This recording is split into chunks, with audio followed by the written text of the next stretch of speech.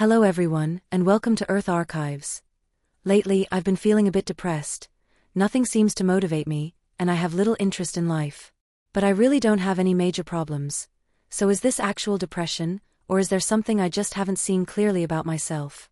Don't forget to like, subscribe, and share this with anyone you think might need to see it. Actually, you're not truly depressed. You've just lost connection with your life purpose. Surprised? Modern society often interprets depression as a biochemical issue. Chemical imbalances, external stress, trauma, burnout. But that's just a surface-level explanation. The deeper issue might be that your soul is speaking to you, and you haven't been listening yet. Your soul is speaking? Is that a psychological concept? Yes, this aligns with the perspectives of Jung and Carl. Jung believed that many states we call depression are not failures of the body or mind, but signals from the soul. They aren't illnesses to be treated. They are messages to be heard. He called this phenomenon neurosis of the unconscious, an emotional breakdown that occurs when life is out of alignment with one's inner truth. So my low mood and fatigue could be because I've been living the wrong life? Exactly. Imagine living for years according to other people's goals, societal expectations, or family obligations. Eventually, a part of you says, "I've had enough," and suddenly you stop. No energy, no passion, no desire. This isn't a flaw or a disease. It's a refusal. Your soul refusing to continue living a life that doesn't belong to it. That sounds scary and helpless. It can feel unsettling, but it's also an opportunity. Jung connects this phenomenon to the personal myth. Each of us has a unique life story and destiny path. Your soul is reminding you to return to your true path. Even if you have a successful job, stable relationships, and a regular routine, your soul may still mourn because every day, a part of you dies spiritually. Your fatigue, apathy, and burnout are actually protecting the part of truth that hasn't yet been drowned out. So exhaustion isn't the enemy, it's a signal? Exactly. Modern society tells us that the first half of life is about external validation, stability, success, and being accepted. But at some point, life starts to feel silent or even harsh. And this is the call to individuation, a deep path reconnecting you with your true self. You must remove the masks and face who you really are. So this intenso, the sense of aimlessness, boredom, emptiness, is that what it feels like? Yes. It's not a chemical imbalance or an illness. It's a symbolic collapse. What truly dies isn't the soul, but the false self, the persona you built to please the world. Intenso is how your soul speaks to you. You are living the wrong life. So what should we do? First, recognize these signals and understand that maturity isn't automatic, it's practiced. Second, actively create resistance and limitations. Consistently challenge yourself. These are exercises for your psychological muscles. Third, establish long-term goals. Practice delayed gratification. Set aside immediate pleasures. And persist in completing what truly matters. True freedom isn't about escape. It's found through taking responsibility. But how do I find my real life purpose? That starts with listening. Listening to your subconscious, to the talents that have been ignored, the desires that were suppressed, even the dreams that visit you at night. Jung believed each person has a unique personal myth, not found in textbooks or others' expectations, but emerging gradually through symbols and imagery. Rediscovering it is the starting point for reclaiming the meaning of your life. So my dreams and these strange creative impulses, are they actually trying to tell me something? Exactly. Those sudden urges to paint, write, move, or learn a new skill aren't about escape. They are long-suppressed personal ideas awakening. They are your soul signaling. It's time to return to your true path. But what about this pain? How should I face it? Don't suppress it and don't run from it. It is itself a signal. Listen to it, understand it. Pain isn't the enemy. It's a map pointing to the parts of yourself that need to be confronted and reintegrated. Once you start listening, you embark on the path of individuation, a journey to shed false masks and reconnect with your true self. But I really don't get it.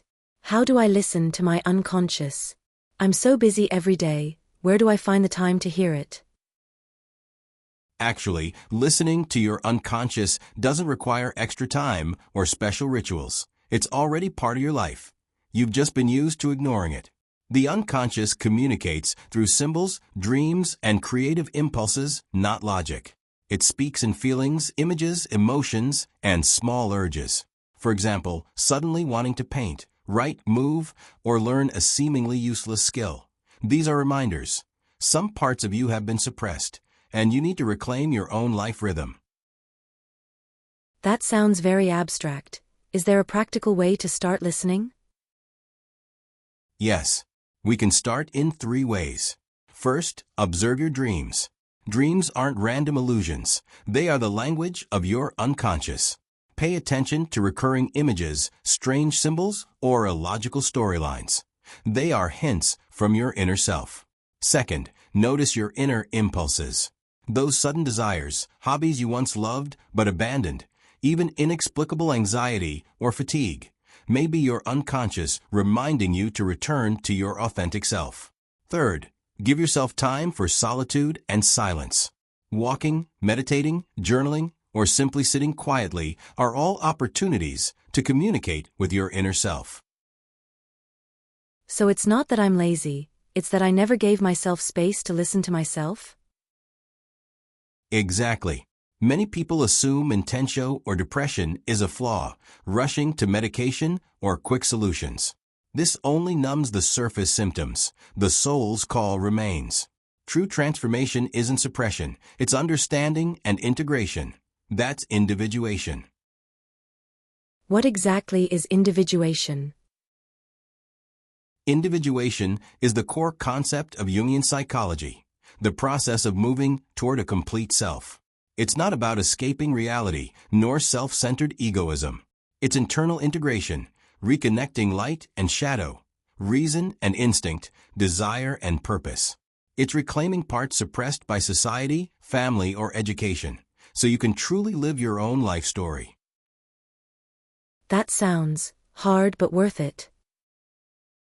Yes, this path is uncomfortable and results aren't immediate. It requires courage, facing fear, loss, and disillusionment. You must allow yourself to feel unease, loneliness, even deep sorrow. But behind that pain lie clues to rediscovering the meaning of life. So how do I start the journey of individuation? We can begin with small steps. First, acknowledge your pain and see it as a signal, not a flaw. Second, identify the parts of your life that aren't truly yours, be it career, relationships, or habits.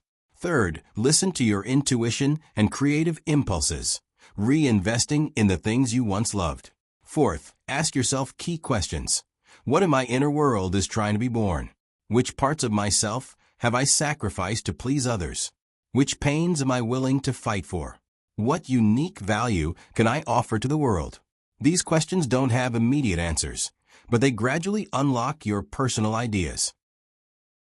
So meaning isn't something we get from the outside, it starts with rebuilding from within? Exactly. Meaning isn't in the label of success, your salary, or social status. It's in how you experience life each day, how every choice aligns with your own life story. When you begin to listen, respond, and act, your life gradually reorganizes. Pain transforms into opportunity, and scars become symbols of growth. So I can transform the long-standing anxiety and fatigue into a kind of strength? Yes.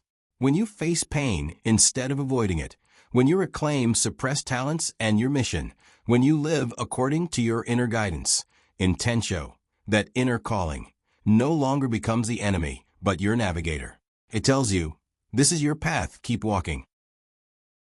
Sounds like I've never felt this much hope for my life before. This is what Jung called true healing. not eliminating pain, but integrating the self, not escaping, but answering the call. You don't need anyone's approval or ready-made answers. Only courage and consistent listening. Every choice, every action, aligns you with your personal calling. Then, I understand. I want to start listening and find my own path. Yes. From today, you're no longer just surviving, you're truly living. You'll learn to bring meaning and purpose into each day. Even amidst difficulties and pain, you'll know that everything you do has its place and aligns with something greater. This is the power of individuation. So, what should I do next? Start with listening. Give yourself quiet time. Pay attention to your dreams and intuitive impulses. Reclaim the talents you let go of. Ask yourself those deep questions and take brave steps to change. Small steps are still revolutionary. If you keep at it, your life will respond. You'll feel your inner fire slowly ignite. This is a sign that you are truly alive. So, pain isn't a bad thing. It's the steering wheel. Exactly. Pain is the compass, intentio is the signal, and your soul is calling. When you truly listen, it will guide you to where you belong, not rushing for perfection, but steadily moving toward your whole self. All right, I'm ready to begin. So, from today on, remember this: you're not lost. You've only been disconnected, and now everything can still be restored.